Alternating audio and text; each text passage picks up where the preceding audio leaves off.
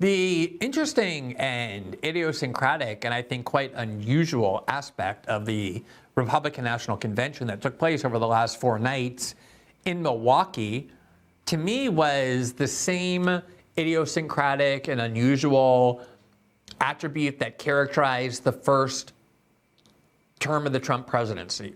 Namely, on the one hand, you have Trump and people closest to him, including in this case his chosen Vice President, J.D. Vance, who are clearly not just advocating for or campaigning on, but I think are true believers in at least some important sectors of this new populist, anti-establishment kind of politics that has proven so popular within the Republican Party and in the nation more broadly. But then on the other hand, you have people who still occupy extremely important positions, including ones who are very close to President Trump and who seem to be on their way to holding very high positions of power within the Trump presidency, who despise that populist and anti-establishment politics on which Trump is winning and the campaign is based, and on which Trump has dominated the Republican Party over the last 8 years. And it was just like in the first presidency when Donald Trump had a whole variety of views that ended up being subverted and sabotaged because so many of the people he invited into his government at the highest levels not only didn't believe in those views that Donald Trump, the elected president, believed in, but they actually sought overtly to sabotage them. So he ran against neoconservative ideologies. This is one example. And then he had one of the ultimate neocons, Mike Pompeo, who just had a standard warmongering record in the House, very pro-CIA and U.S. security state, who he had run the CIA for the first couple of years and then went and became his Secretary of State. And then, of course, we all know what Nikki Haley's warmongering policies are. And yet, remember, she was the ambassador to the UN in the first Trump presidency. And now Donald Trump is giving hints that she may be part of the presidential team again. On top of that, you have people like Tom Cotton and Marco Rubio, the latter of whom, by all accounts, President Trump put on his short list for vice presidential choices, who certainly are adamantly opposed to all of that. And you have this kind of mishmash of people at the top levels of the Republican Party. I think Trump's major character flaw that caused that is that, as everybody knows, he's very susceptible to flattery. So anybody who comes in and says, I love President Trump, in public or in an interview, is someone who he admits, and he said this in his acceptance speech last night, if somebody loves me, I love them. And you have smart people like Mike Pompeo and Nikki Haley who know how to flatter Donald Trump and therefore get access and power.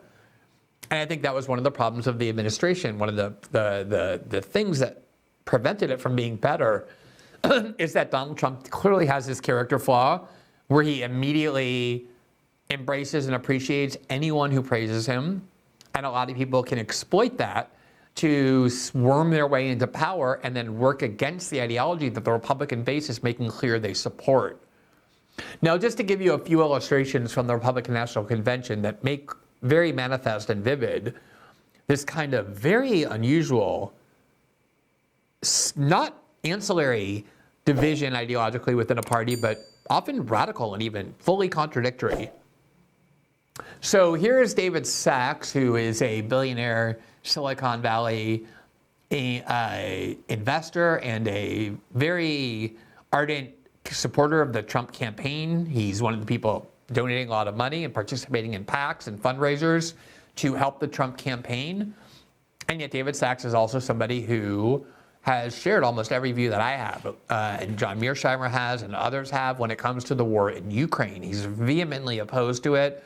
He believes the U.S. government has fed propaganda and lies about what that war is about and why it continues, and that what we're essentially doing is destroying Ukraine. And he was given a very prominent spot to speak at the convention. I believe he spoke on Monday night or Tuesday night, one of the first 2 nights. And here's part of what he said. First, President Biden botched the Afghanistan withdrawal, displaying incompetence and weakness for the whole world to see. Then he provoked the Russians to invade Ukraine with talk of NATO expansion. Now, let me just stop there and note how radical that is of a thing to say. It's also accurate. it's demonstrably true. But oftentimes the things that are the most true are the things that are deemed radical and taboo to say. So usually when Republicans are expressing opposition to the war in Ukraine, they'll say things like, I don't think we should be funding this war. I don't think it's doing any good. We don't have the money. We should be spending the money at home. We should get a diplomatic solution. But they'll also say Vladimir Putin was evil and invaded Ukraine in a completely unprovoked way. That's not what David Sacks said. That's not what he believes. He said that the United States went out of its way in many ways to provoke the Russian invasion. And I think it's very hard to argue that, given that we participated in a coup in 2014 that changed the government of Ukraine undemocratically. There was a president who was elected in 2010. His term was to expire in 2015. He was considered not an ardently pro-Moscow president of Ukraine, but one that certainly had friendly relations with Moscow. The EU was angry about that. And so people like Victoria Nuland and John McCain and Chris Murphy and the Clinton State Department overtly supported a coup. It was the Kerry State Department in 2014, changed the government, talking about a bordering state. And then the United States began openly and very vocally speaking about expanding Ukraine to include NATO right up to the most sensitive part of their border. And it has been the known, clear, and oftenly very emphatically stated view of the top levels of the U.S. government that any attempt to expand NATO to Ukraine or any talk of that in a serious way will provoke the Russians to enter eastern Ukraine and to annex Crimea, because they will feel such a grave threat from that they will want to create a buffer between the U.S. and NATO and their country. In fact, Bill Burns, the current head of the CIA, was so alarmed in 2008 when two people began talking about expanding NATO up to Ukraine. The Bush-Cheney Secretary of State, Condoleezza Rice, and her partner in that, who was none other than Victoria Nuland, who was serving as ambassador to NATO at the time under the Bush administration after serving as Dick Cheney's primary foreign policy advisor, and warned in a secret memo that WikiLeaks ended up publishing that everybody in Moscow knows, not just Putin, but even anti-Putin liberals, he said it's across the board, the political spectrum in Moscow, that they regard NATO expansion for Ukraine as an existential threat and that it will provoke a war. So if you have the people at the top levels of your intelligence community writing for years inside the U.S. government that expanding NATO into Ukraine will provoke a Russian invasion of eastern Ukraine and Crimea, and then you go and do exactly what those memos warn you shouldn't do unless you want to provoke a Russian war and Russian invasion, obviously you can make a strong case that what the U.S. was doing in Ukraine, wittingly or not, was highly likely to provoke a Russian invasion.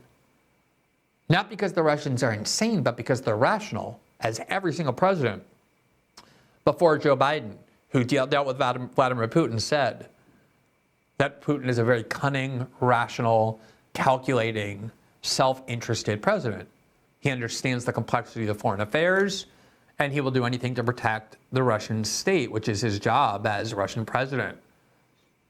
And so David Sacks stood on the stage and said something that, although very factually, certainly supportable, I would say dispositively true, is not something that you even hear from Republican opponents of the war in Ukraine. Afterward, he rejected every opportunity for peace in Ukraine, including a deal to end the war just 2 months after it broke out. Now the war is deep into its third year, with no end in sight. Hundreds of thousands of people are dead. Hundreds of billions of our taxpayer dollars have gone up in smoke. President Biden sold us this new forever war by promising it would weaken Russia and strengthen America. Well, how does that look today? Russia's military is bigger than before, while our own stockpiles are dangerously depleted.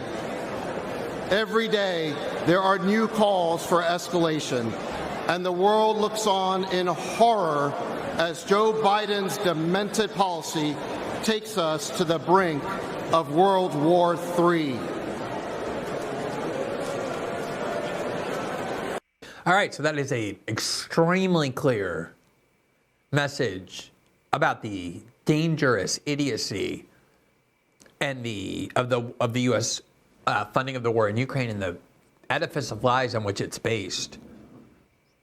And that's somebody who is a major funder of the Trump campaign. We're also organizing a lot of Silicon Valley support. He's one of the earliest co-founders or high executives in PayPal, which is what gave the wealth to Peter Thiel and Elon Musk, that sort of original group of people in Silicon Valley who remain very powerful to this day and are also helping to support and fund the Trump campaign. So it's a pretty significant indicator of where a lot of people in the Republican coalition, or at least the Trump coalition, are.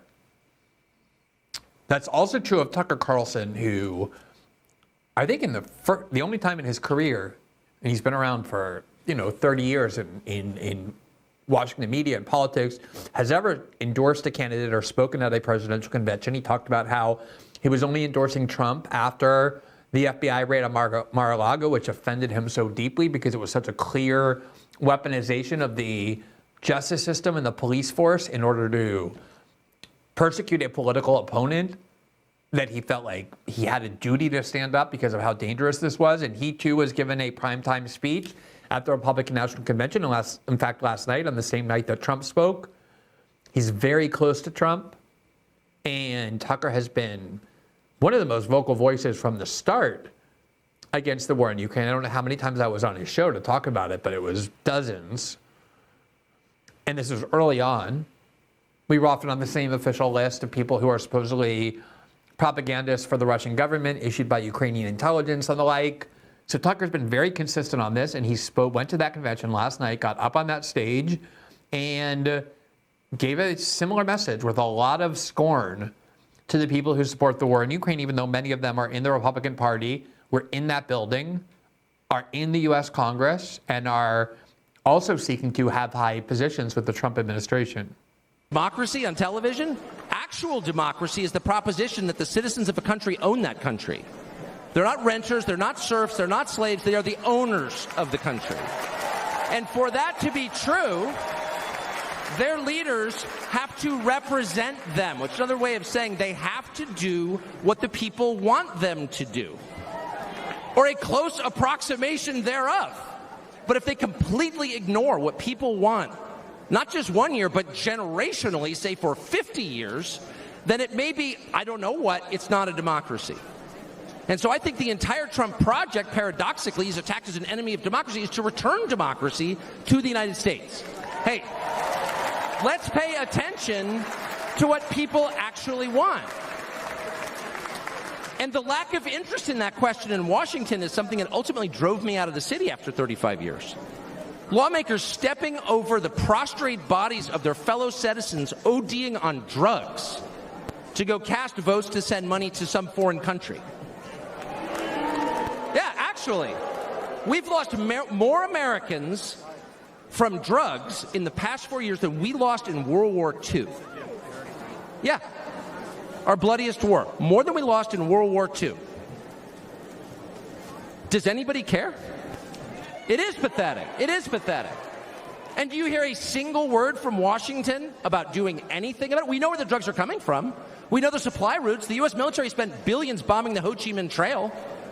You don't see our commander-in-chief suggesting that we use our military to protect our country or the lives of its citizens. No. That's for Ukraine. And it's too much, actually. It's too insulting. It's too insulting. It's a middle finger in the face of every American. It's a very clear statement, which is unmistakable. And that is, we don't care about you. And Donald Trump, whatever you say about him, and I think he's a wonderful person. I know him well. By the way, the funniest person I've ever met in my life, actually. You can't be funny without perspective or without empathy, which is true. But everything else about Trump aside, he actually cares because he's interested in the people who live here because that's his job. A father's job, his duty is to his family. An officer's duty is to his men. A president's duty is to his citizens. And he seems to be the only one who thinks that. Now, I haven't confirmed this with Tucker, but several other reporters who were present for the speech said that Tucker came up with no written speech. There was nothing on the teleprompter. He just spoke in an impromptu way. And I have to say, and I've heard this from other people who spoke there, that they were not required to submit their speech ahead of time to the Trump campaign, or even if they were giving the speech to the Trump campaign, that they were never told they couldn't say anything, including people who were probably off message. It was a very free and unstructured convention. And the fact that Tucker was able to get up on the stage, and you can see by the way he's speaking as well, giving an impromptu, unscripted speech with nothing on the teleprompter.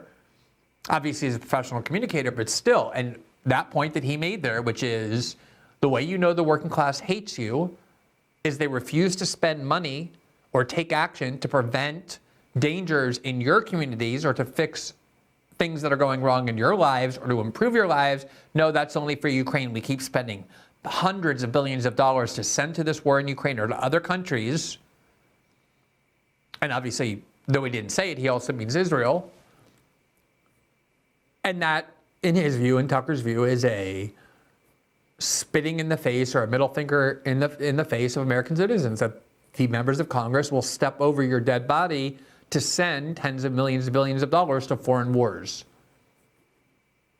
Here's J.D. Vance, who, as we reported on Tuesday night when Trump announced Monday night when Trump announced his choice, was somebody whose choice provoked extreme anger, even revolt, by both the neocon wing of the Republican Party as well as the sort of traditional Reaganites who just always want to serve the interest of large corporations, even if it comes at the expense of the American worker, who are in favor of mass immigration because of how it lowers wages and makes the worker powerless because of such a flood of labor, such a supply of labor, that the worker has no leverage. Here's part of what he said about all of this. My friends, things did not work out well for a lot of kids I grew up with. Every now and then, I will get a call from a relative back home who asks, "Did you know so-and-so?" And I'll remember a face from years ago, and then I'll hear, "They died of an overdose." As always, America's ruling class wrote the checks. Communities like mine paid the price. For decades, that divide between the few with their power and comfort in Washington and the rest of us only widened. From Iraq to Afghanistan, from the financial crisis to the Great Recession, from open borders to stagnating wages, the people who govern this country have failed and failed again.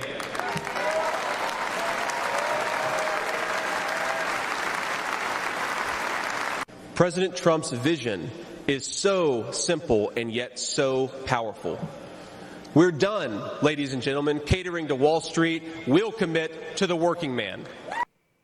All right, so that's part of why the Wall Street Journal freaked out today, had a big editorial saying, what is J.D. Vance doing on the Republican Party ticket? We love Wall Street. Why is he ranting against Wall Street and praising Lena Khan, who's using antitrust law to break up massive, concentrated corporate power in the hands of Amazon or other corporate giants who have no allegiance to the United States or the American worker? So there's a real divide in the Republican Party as well. Now, on the other hand, the convention had people speaking such as Nikki Haley, and we went over her record many times when she was running against Donald Trump. Just a unconstrained warmonger on the most extremist end of the militaristic spectrum, has no convictions of any kind that aren't for sale, just such a vacant, empty opportunist, but for sure an advocate for the exact kind of Republican ideology that voters led by Donald Trump rejected, which is why she was the last person standing against Donald Trump, because she was trying to get the Republican base to return to the politics of George Bush and Dick Cheney, with which she agrees. Now, before I show you this, I just want to tell you the funniest thing. We don't have this clip, but I saw it earlier today. Nikki Haley in her speech got up and she said, look, the reason why I'm here is because President Trump asked me to be here. And then they cut to President Trump and he was mouthing to whoever was next to him, I didn't ask her, she asked me to be here. She wanted to be here. So you just see this ongoing tension, but at the same time, there have been reports that Trump intends to make Nikki Haley part of his team. We'll see whether or not he does, but she was given a prominent speaking role, and here's part of what she said with it. When Barack Obama was president, Vladimir Putin invaded Crimea. With Joe Biden as president, Putin invaded all of Ukraine. But when Donald Trump was president, Putin did nothing. No invasion.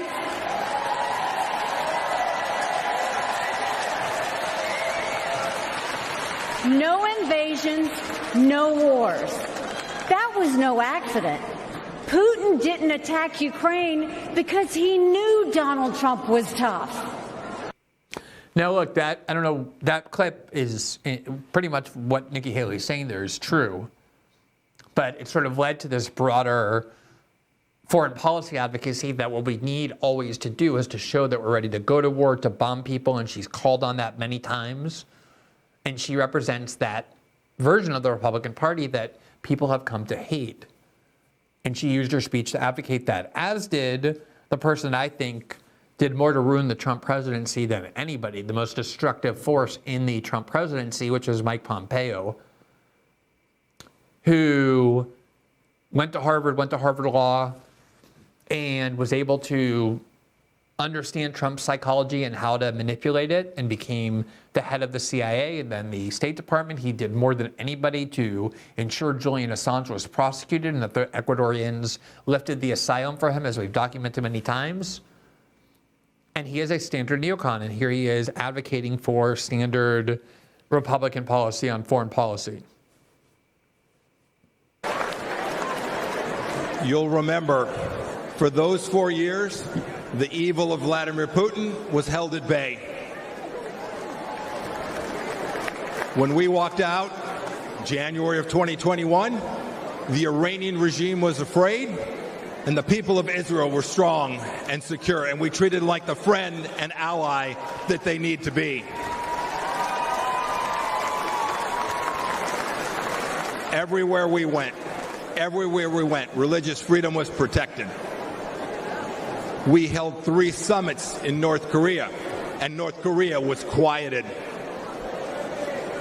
We'd begun an honorable exit from Afghanistan.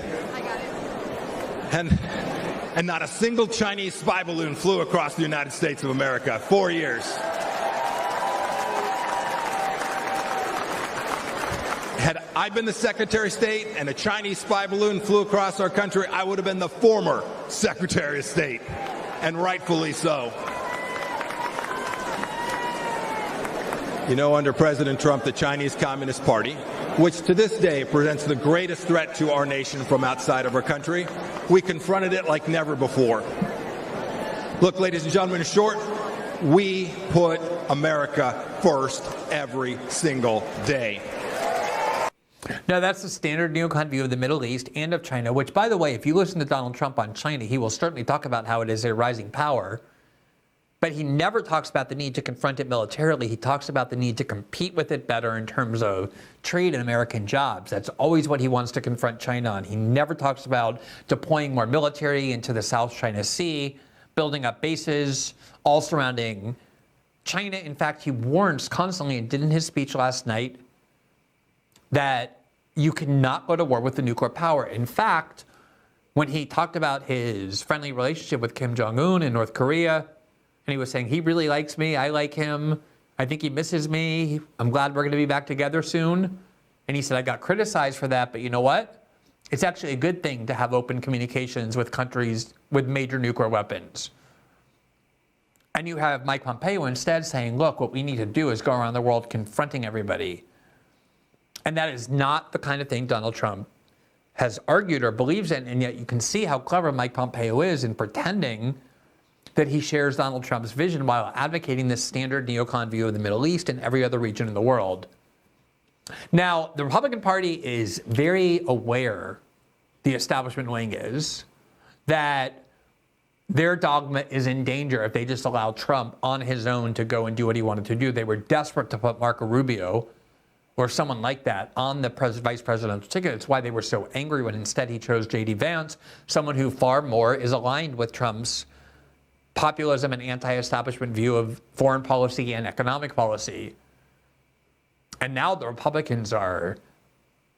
traditional Republicans are highly focused, intensely working to ensure that the people who end up running foreign policy in the Trump administration, who run the CIA and the Pentagon, are the people whose ideology were the exact ones Trump vowed to cleanse from Washington and the Republican Party. Here from Semaphore on March 19th, the senators who could fill Trump's national security cabinet, quote, Donald Trump is eyeing 3 Republican senators, Bill Hagerty, Tom Cotton, and Marco Rubio, for key national security posts if he wins the White House in November, people close to the Trump campaign told Semaphore.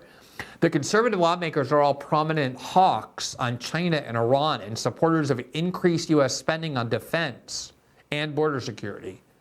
Trump sees the politicians as potentially partnering with cabinet members and advisors from his first term to create a more unified national security team from day one, these people said. Among the first-term confidants Trump is expected to consider for top jobs, former Secretary of State Mike Pompeo, John Ratcliffe, a one-time congressman who served as director of national intelligence, former national security advisor Robert O'Brien, and Trump's ambassador to Germany, Rick Grenell.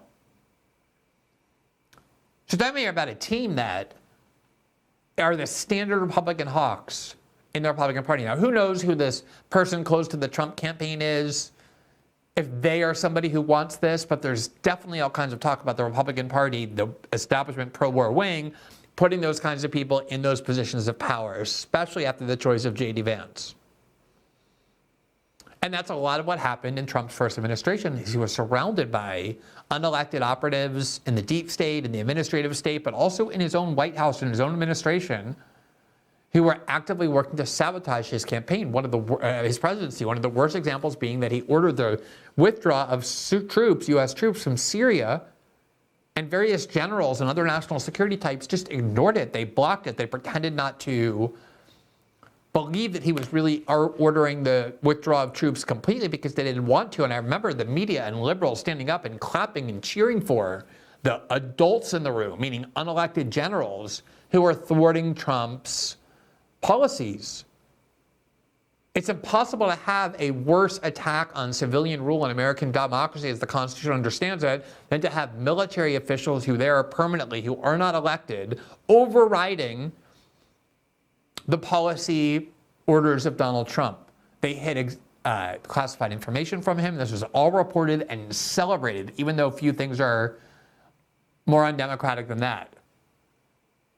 But in a lot of ways, Trump allowed it to happen by putting in the kinds of people who were helping to do that. And it seems like at least some people close to Trump, and maybe Trump himself, are considering doing that again. And I think the question is going to be who he listens to. He was very close to picking Marco Rubio or someone like that.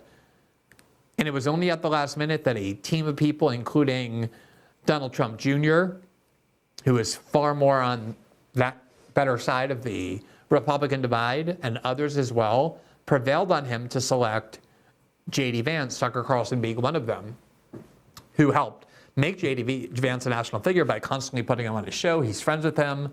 So you can see this internal conflict, and we'll see what the first President Trump term looks like. Now, as I said, he selected J.D. Vance. It enraged a lot of the Wall Street corporatist types in the Republican Party, including the Wall Street Journal.